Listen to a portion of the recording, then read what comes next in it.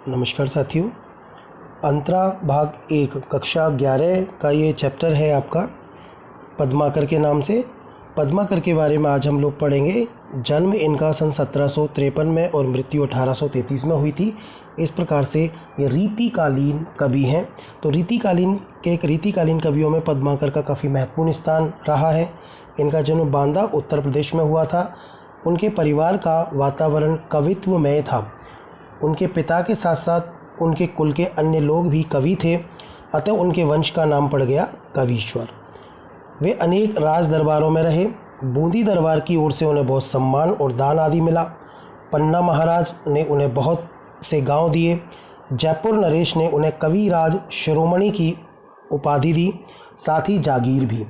उनकी रचनाओं में हिम्मत बहादुर विरुदावली, पद्माभरण, जगत विनोद, राम रसायन, गंगा लहरी आदि प्रमुख हैं। देखो, इसमें महत्वपूर्ण बात यह है कि ये रीतिकाल के कवि हैं। आपको कवि परिचय जब लिखना है तो उसमें ये ज़रूर लिखना है कि पद्माकर रीतिकालीन कवि हैं और उनके जो वंश का नाम था, क्योंकि उनके परिवार में अधिकांश लोग कवि थे, इसलिए कवीश्वर उनके वंश का नाम पड़ गया। अगर हम बात करें कि उन्होंने कौन कौन से दरबार में काम किया, तो बूंदी दरबार को याद रखना पड़ेगा, क्योंकि बूंदी दरबार में उनका बहुत सम्मान था। इसके साथ ही पन्ना, ये मध्य प्रदेश में स्थान है, पन्ना दरबार में भी उनका महत्वपूर्ण स्थान था। इसके साथ साथ जयपुर नरेश के जयपुर दरबार में भी रहे थे, जिसमें प्रताप सिंह के दरबार में रहे थे। आप इसको याद रखेंगे। और यहीं पर उन्होंने प्रताप सिंह विरुदावली की नाम से एक रचना लिखी थी। प्रताप सिंह के पुत्र जगत सिंह के दरबार में भी वो रहे थे। यहाँ आपको इनकी ये किताबें याद रखनी है: हिम्मत बहादुर विरुदावली, पद्माभरण, जगत विनोद, राम रसायन और गंगा लहरी। अगर आप याद रख सकें तो आपको प्रताप सिंह विरुदावली को भी याद रखना है। इससे आपको ये भी याद रह जाएगा कि जयपुर नरेश प्रताप सिंह के दरबार में ये रहे थे। चलो आगे देखिए। पद्माकर ने सजीव मूर्त विधान करने वाली कल्पना के द्वारा प्रेम और सौंदर्य का मार्मिक चित्रण किया है। जगह जगह लाक्षणिक शब्दों के प्रयोग के द्वारा वे सूक्ष्म से सूक्ष्म भावानुभूतियों को सहज ही मूर्तिमान कर देते हैं। उनके ऋतु वर्णन में भी इसी जीवंतता और चित्रात्मकता के दर्शन होते हैं। उनके आलंकारिक वर्णन का प्रभाव परवर्ती कवियों पर भी पड़ा।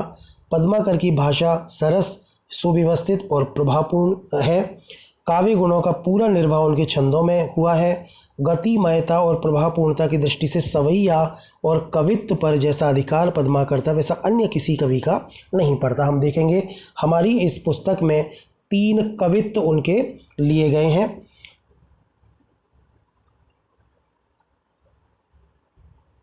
देखिए, भाषा पर पद्माकर का अद्भुत अधिकार था। अनुप्रास द्वारा ध्वनि चित्र खड़ा करने में वो अद्वितीय थे, यानी कि उनको जो प्रिय अलंकार था उनका वो था अनुप्रास।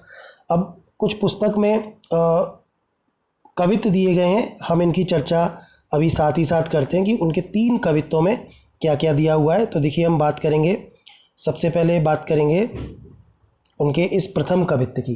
तो देखिए, ये कवित्व है: औरई भांति कुंजन में गुंजरत भीर भौर, औरई डोर छोरन पे बोलन के वह गए, कहे पद्माकर सु औरई भांति गलियानी, छलिया छबीले छैल औरई छवि छुए गए। औरई भांति बिहग समाज में आवाज होती, ऐसे ऋतुराज के न आज दिन द्वे गए। औरई रस रीति औरई रीति, औरई राग औरई रंग, औरई तन औरई मन, औरई बन वह गए। देखिए, इस पद में, क्योंकि ये कवित्व है और इस पद में वसंत ऋतु के आगमन पर जो परिवर्तन होता है प्रकृति के अंदर, पक्षियों के अंदर और मनुष्यों के अंदर, तो उस परिवर्तन को यहाँ बड़े ही सुंदर, बड़े ही मनोहर तरीके से, मनोरम तरीके से प्रस्तुत किया गया है। हम एक एक पंक्ति की चर्चा करेंगे। देखिए, क्योंकि यहाँ पर ये कवि ये कहता है कि ऋतुराज को, क्योंकि उन्होंने बसंत कहा है और वैसे भी ऋतुराज को बसंत कहा जाता है, तो जैसे ही बसंत ऋतु आती है तो एकदम माहौल एकदम बहुत ही मनोहारी माहौल हो जाता है। तो उससे चारों तरफ प्रकृति का वातावरण भी सुभाषित हो जाता है, बहुत सुंदरता चारों तरफ हो जाती है। व्यक्ति का और पक्षियों का मन भी एकदम आनंद से विभोर हो जाता है। तो देखिए क्या कह रहा है कवि इसमें: औरई भांति कुंजन में, कुंजन का मतलब होता है बगीचे, बाग। औरई भांति कुंजन में गुंजरत, गुंजरत का मतलब गुंजन करते हैं भंवरे, भीर भंवरे, भीर यानी बहुत सारे भंवरे जो है वो कुंजों में यानी बाग बगीचों में कुंजन करते हैं। औरई डोरे छोरन पे बोरन के वह गए, यानी कि पेड़ों की डालियों पर जो बोर आता है, मुख्य रूप से आम की डालियों पर हम बसंत ऋतु में देखते हैं बोर आने लग जाता है, तो उससे पेड़ों की छवि एकदम बहुत सुंदर दिखने लग जाती है। तो जिस प्रकार से पेड़ों पर बोर आता है, प्रकृति एकदम सुंदर हो जाती है और चारों तरफ फूलों पर, पेड़ों पर जो है बगीचों में जो भंवरे हैं वो गुंजन करते हुए चारों तरफ घूमते और आनंद लेते रहते हैं। कहे पद्माकर सू औरई भांति गलियानी, छलिया छबीले छैल औरई छवि छुए गए। क्योंकि उस समय पद्माकर ये कहते हैं कि चारों तरफ ब्रज की गलियों में, उस समय चारों तरफ ब्रज की गलियों में छलिया छैल, छलिया छबीले छैल, यानी कि वो जो नवयुवक जो होते हैं वो एकदम आकर्षक रूप धारण करके अपनी छवि को एकदम सुंदर बना करके छुए गए, यानी चारों तरफ अपनी छवि को सुंदर बना करके घूम रहे होते हैं, क्योंकि बसंत का मौसम ही ऐसा होता है। और ही भांति बिहग समाज, बिहग समाज का मतलब है बहुत सारे पक्षियों के जो झुंड हैं वो और ही भांति बिहग समाज में आवाज़ होती, यानी सामान्य ऋतुओं में पशु पक्षी जो है इतना शायद कलरव नहीं करते हैं, बसंत ऋतु के आते ही वो चारों तरफ पशु पक्षियों का कलरव सुनाई देता है, तो बहुत ही सुंदर मनोहारी आवाज़ लगती है। ऐसे ऋतुराज के न आज दिन दुए गए, यानी अभी ऋतुराज यानी बसंत को, या ऋतुराज का मतलब है बसंत, क्योंकि बसंत को आए हुए अभी 2 दिन ही नहीं हुए हैं, यानी अभी बसंत आया ही है, 2 दिन भी नहीं हुए हैं और इस तरह का मौसम हमें चारों तरफ दिखाई देता है। और ही रस, और ही रीत, और ही राग, और ही रंग, यानी प्रकृति में चारों तरफ अलग ही तरह का रस, अलग ही तरह की रीति, अलग ही तरह के राग सुनाई देते हैं और अलग ही तरह का रंग, रूप रंग दिखाई देता है। और ही तन, और ही मन, और ही बन वह गए, यानी कि व्यक्ति के तन और मन में भी एकदम बहुत ही सुंदर भाव आते हैं। और ही बन वह गए, यानी कि चारों तरफ बाग बगीचों में बहुत ही सुंदर एक तरह से प्रकृति रूप धारण कर लेती है। तो इस प्रकार से इन पंक्तियों में कवि ने बसंत ऋतु के आगमन पर प्रकृति विहग यानी पक्षियों और मनुष्यों का जो सौंदर्य निखर के आता है, उस सौंदर्य का यहाँ पर एक तरह से वर्णन किया है। उम्मीद है ये आपको पसंद आया होगा। चलिए अगले पद की ओर हम चलते हैं, अगले पद को पढ़ते हैं। ये देखिए दूसरा पद है। इस दूसरे पद में क्या बताया है पद्माकर ने, देखिए पहले इस पद को पढ़ेंगे। गोकुल के कुल के, गोकुल के कुल के गली के गोप गाउन के, जो लगी कछु को कछु भाखत भने नहीं, कहे पद्माकर परोस पिछवारन के, द्वारन के दौरी गुण अवगुण गने नहीं। तो लव चलित चतुर सहेली यही कोऊ कहू, नीके के निचोरे ताही करत मनहि नहीं। हो तो शाम रंग में चुराई चित चोरी चोरी, चोरा चोरी बोरत तो बोरियों पे निचोरत बने नहीं। कहने का मतलब इन पंक्तियों में होली के उत्सव पर, क्योंकि होली पे चारों तरफ बहुत ही एकदम फागुन की मस्ती छा जाती है लोगों के ऊपर, तो उस होली के उत्सव में, होली के माहौल में, होली के समय पर गोपियाँ जो है वो कृष्ण प्रेम में, गोकुल की गोपियाँ कृष्ण प्रेम में इस तरह डूबी रहती हैं कि वो लोक लाज, लोक निंदा को भूल जाती हैं और लोक निंदा की बिल्कुल परवाह नहीं करती हैं। उन्हीं बातों का, उसी माहौल का वर्णन यहाँ पर पद्माकर ने किया है। तो चलिए एक एक पंक्ति का हम यहाँ पर वर्णन करते हैं। देखिए क्या कहते हैं कि गोकुल के कुल के, यानी गोकुल के जितने भी वासी हैं उनके कुल के, कुल के मतलब गोकुल में जितने भी यादव कुल के, गोपियाँ इत्यादि, अहीर कुल की जो भी हैं, कुल के, गली के, गली मोहल्ले के जितने भी गोप हैं, गोप यानी ग्वाले, और गोपियाँ गाँव, गाँव के, गाँव यानी गाँव के, तो गोकुल की कुल में गलियों, गली गली में गोकुल के जो गोप गोपियाँ हैं वो घूम रहे हैं, क्योंकि होली की मस्ती छाई हुई है चारों तरफ। जो लगी कछु को कछु भाखत बने भने नहीं, यहाँ जो लगी कछु को कछु, कहने का मतलब यह है कि इतने मस्त रहते हैं वो अपनी मतलब उस मस्ती में कि कुछ का कुछ उनको जो सुनाई देता है पर उनको लगता नहीं है। जो लगी कछु को कछु भाकत बने नहीं, यानी जो कुछ भी उनको सुनाई देता है उसको सुनते नहीं, अनसुना करके वो इधर उधर मस्ती के माहौल में वो घूमते रहते हैं। कहे पद्माकर पड़ोस पिछवारन के, पद्माकर ये कहते हैं कि पड़ोस में, और पिछवारन का मतलब है अपने घर के पीछे की तरफ के जितने भी लोग हैं वो द्वारन के दौरी, अपने द्वारों से दौड़ दौड़ करके पड़ोस में, पिछवाड़े में इतने सारे लोग आगे पीछे से, सामने, बिल्कुल चारों तरफ गांव में इस तरह घूमने लग जाते हैं कि गुण अवगुण गने नहीं, कोई किसी के गुण और अवगुणों पर ध्यान ही नहीं दे पाता, क्योंकि सब उस मस्ती के माहौल में झूमते हुए रहते हैं। किसको फुर्सत है कि किसी की अच्छाइयों और किसी की बुराइयों को वो ध्यान दे, इसलिए चारों तरफ मस्ती का माहौल रहता है।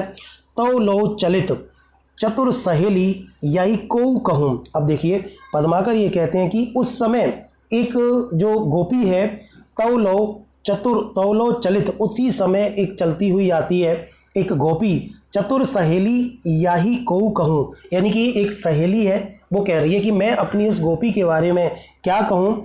नीके के निचोरे ताही करत मन है नहीं, यानी कि वो कहती है कि रंग में इतनी भीग जाती है वो सहेली, यानी कृष्ण प्रेम में, कृष्ण के रंग में, और होली के, क्योंकि होली का माहौल है, कृष्ण का चारों तरफ एक तरह से उत्सव मना रहता है, चारों तरफ कृष्ण जो है गोपियों से मतलब होली खेलते रहते हैं। तो गोपियाँ कृष्ण के प्रेम में इस तरह रंग जाती हैं कि नीके के निचोरे, मतलब वो चाहती है, नीके यानी अच्छी तरह से अपने कपड़ों को निचोड़ना चाहती है, उस रंग को हटाना चाहती है।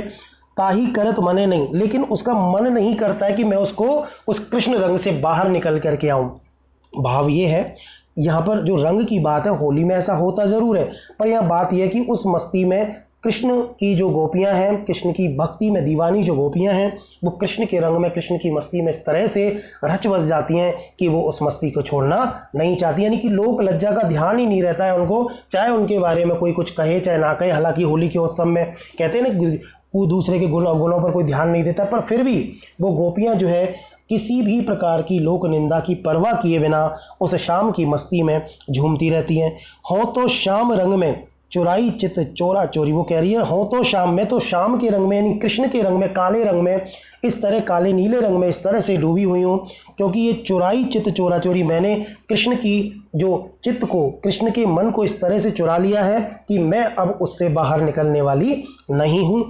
बोरत तो बोरियो यानी कि डूब तो गई हूँ, बोरियो का मतलब होता है डूबना, बोरत तो बोरियो, मैं डूब तो गई हूँ, पे निचोरत बने नहीं, पर अब उससे निचोड़ना, निचोरत का मतलब है निचोड़ना, यानी कि कपड़े को अपने को कलर में भिगा तो लिया है, उस रंग में भीग तो गए कपड़े, पर निचोड़ना उसको नहीं बनता है, मतलब कृष्ण की भक्ति में वो छा तो गई हैं, डूब तो गई हैं, पर उससे बाहर निकलने की उनको कोई सुध नहीं है और वो बाहर निकलना भी नहीं चाहती हैं। इस तरह से इस दूसरे पद में होली के उत्सव तथा गोपियों द्वारा कृष्ण प्रेम में डूबे रहने और लोक निंदा व समाज की परवाह नहीं करने का यहाँ पर वर्णन पद्माकर ने किया है। चलिए एक और पद, इसका तीसरा पद और बचा हुआ है, ये भी हम पढ़ लेते हैं। देखिए क्या कहता है तीसरा पद। तीसरे पद में वर्षा ऋतु के सौंदर्य और प्रियतम के प्रति स्नेह, क्योंकि वर्षा जब होती है चारों तरफ बिल्कुल एकदम फुहारें बरसती रहती हैं, बरसात की छोटी छोटी बूंदें, उस वर्षा ऋतु में चारों तरफ प्रकृति का सौंदर्य तो एकदम आकर्षक लगता ही है। उस समय प्रेमी प्रेमिका, या कहें कि एक प्रियतमा प्रिय पत्नी अपने पति के लिए, प्रेमिका अपने प्रेमी के लिए, इस तरह से मतलब स्नेह और प्रेम में डूब जाती है कि वो चारों तरफ झूले पर झूलती रहती है, यानी कि उसके प्रेम में चारों तरफ झूलती रहती है। तो एक बार इस पद को पढ़ेंगे। भौरन को गुंजन बिहार वन कुंजन में, मंजुल मलारन को गावनो लगत है, कहे पद्माकर गुमानहु ते प्राणहु ते प्यारी मन भावनो लगत है। मोरन को सोर घन घोर चहु ओरन, हिंडोरन को वृंद छवि छावनो लगत है। नेह सर सावन में मेह बर सावन में झूले वो सुहावनो लगत है। अब क्योंकि देखिए सावन के महीने की बात की है तो आप याद रखेंगे इसको कि इसमें वर्षा ऋतु के प्रभाव का वर्णन किया गया है कि वर्षा ऋतु में किस प्रकार का मौसम होता है और किस प्रकार से गोपियाँ या जो प्रेमिकाएं हैं वो किस प्रकार से उनकी मनोस्थिति होती है। भौरन को गुंजन बिहार वन कुंजन में, यानी भौरन यानी भंवरे, उन भंवरों का गुंजन हो रहा है, भंवरे गुनगुना रहे हैं, विहार कर रहे हैं, विचरण कर रहे हैं वन में, और कुंजन यानी वनों में, यानी चारों तरफ गोकुल में बनी वने और उन वनों में, बगीचों में, बागों में जो भंवरे हैं वो गुंजायमान हो रहे हैं और चारों तरफ विचरण कर रहे हैं। मंजुल मलारन को देखिए एक बार हम इसको हटा देते हैं यहाँ से। भौरन को गुंजन बिहार वन कुंजन में, मंजुल का मतलब होता है सुंदर, मलारन होता है मल्हार राग, मंजुल मलारन को गावनो लगत है, यानी कि जब वर्षा ऋतु आती है तो मल्हार गाए जाते हैं और बड़े सुंदर सुंदर मल्हार गाने का मन करता है। गावनो लगत यानी ऐसा लगता है कि हम मल्हार गाने लग जाएं, और कहते हैं ना मन मल्हार गा रहा है, तो यानी मन में ऐसे मल्हार गीत गाए शुरू हो जाते हैं वर्षा के समय में, और क्योंकि चारों तरफ भंवरे गुंजायमान कर रहे हैं। कहे पद्माकर गुमानहु ते मानहु ते, क्योंकि और ऐसे समय में अगर किसी का पति किसी से गुमानहु, गुमानहु का मतलब होता है अगर रूठ गया हो, थोड़ा सा घमंड में आ गया हो, मतलब रूठ करके गुमान में आ गया हो। कहे पद्माकर, तो पद्माकर कहते हैं कि गुमानहु ते मानहु ते, मानहु ते मतलब कि गुमान में भी अगर कोई व्यक्ति नाराज हो गया हो, रूठ गया हो, तो उसको मनाने का मन करता है। प्राणहु ते प्यारो, मन भावनो लगत है, क्योंकि उस मौसम में, मौसम कौन सा है, बरसात, बरसात का मौसम है, वर्षा का मौसम है, तो प्राणहु ते प्यारो, प्राणों से भी प्यारा, मन भावन, मन भावन का मतलब होता है प्रिय, यानी एक प्रेमिका के लिए उसका प्रेमी, पत्नी के लिए उसका पति, तो मन भावना लगता है, मन को एकदम अच्छा लगता है, तो उसको मनाने का मन करता है, वो रूठा हुआ है तो भी। मोरन को शोर, चारों तरफ मोर जो है शोर करते रहते हैं, चारों तरफ मोर अपनी केकी बिखेरते रहते हैं। घनघोर चहु ओरन, और चारों तरफ घनघोर बरसात हो रही है। हिंडोरन, हिंडोरन कहते हैं झूले को, हिंडोरन का मतलब होता है झूला। हिंडोरन को वृंद छवि छावनो लगत है, और चारों तरफ, क्योंकि बरसात में सावन का महीना, बरसात का महीना जब होता है तो चारों तरफ झूले झूलने शुरू हो जाते हैं। हिंडोरन को वृंद छवि छावनो लगत है, चारों तरफ झूलों पर झूलती हुई जो प्रेमिकाएं हैं, जो महिलाएं हैं, जो सहेलियां हैं, वो सब महिलाएं एकदम गोपियां हैं, वो बहुत सुंदर छवि की दिखाई देती हैं। नेहे सर सावन में मेहे बर सावन में, यानी कि बरसात बरस रही है, मेह, मेह का मतलब होता है बारिश, बरस रही है, चारों तरफ बरसात हो रही है, तो यहाँ बरसात का मतलब बरसात होती है तो उसको प्रतीकात्मक रूप में नेह सर सावन, नेह का मतलब होता है स्नेह, प्रेम, ये नेह का मतलब होता है स्नेह। तो जब बरसात होती है तो जैसे ऐसा लगता है जैसे स्नेह या प्रेम की बरसात हो रही हो, और सावन में झूले वो सुहावनो लगत है, और इस प्रकार से सावन के महीने में झूला झूलना बहुत ही सुहावना या अच्छा लगता है। तो इस तरह से ये तीनों पद हमने अंतरा पुस्तक के पद्माकर कवि के जो दिए हुए हैं वो पढ़े हैं। उम्मीद है कि आपको ये पसंद आया होगा। चलिए अगले वीडियो में मिलेंगे, तब तक के लिए धन्यवाद।